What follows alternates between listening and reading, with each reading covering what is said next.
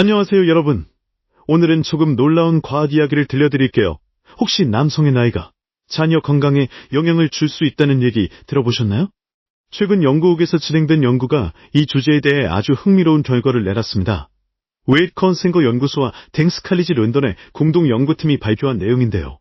24세부터 75세까지의 건강한 남성 81명의 정자를 분석했다고 합니다.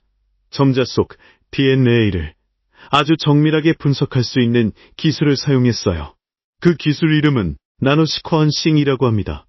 이 기술 덕분에 정자 안에 있는 아주 미세한 돌연변이까지 확인할 수 있었죠. 그런데 여기서 놀라운 사실이 드러났습니다. 남성의 나이가 들수록 정자 속 돌연변이 비율이 높아진다는 겁니다. 특히 이기적 정자 세피시뱀이라는 개념이 등장했는데요. 이기적 정자는 생식 과정에서 유리한 특성을 가진 정자입니다.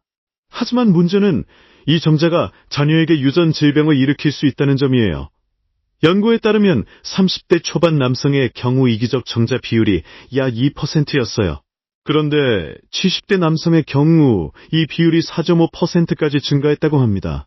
거의 2배 이상 증가한 셈이죠. 이기적 정자는 생식 과정에서 경쟁력이 있지만 돌연변이를 포함할 수 있어요. 그 돌연변이가 자녀에게 유전될 경우 질병을 일으킬 수 있다는 거죠. 연구팀은 이 현상이 자연 선택의 결과라고 설명했습니다. 즉, 나이가 들수록 특정 돌연변이가 선택적으로 증가한다는 겁니다. 이 돌연변이들은 정자 내에서 점점 더 많은 비율을 차지하게 됩니다.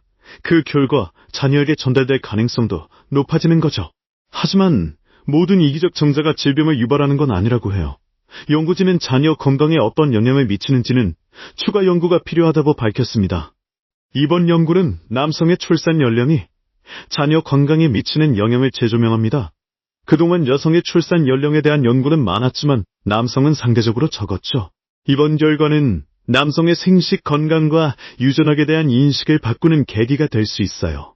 특히 고령의 남성이 자녀를 계획할 때 고려해야 할 중요한 정보가 될 수 있습니다. 물론 나이가 많다고 해서 반드시 문제가 생기는 건 아닙니다.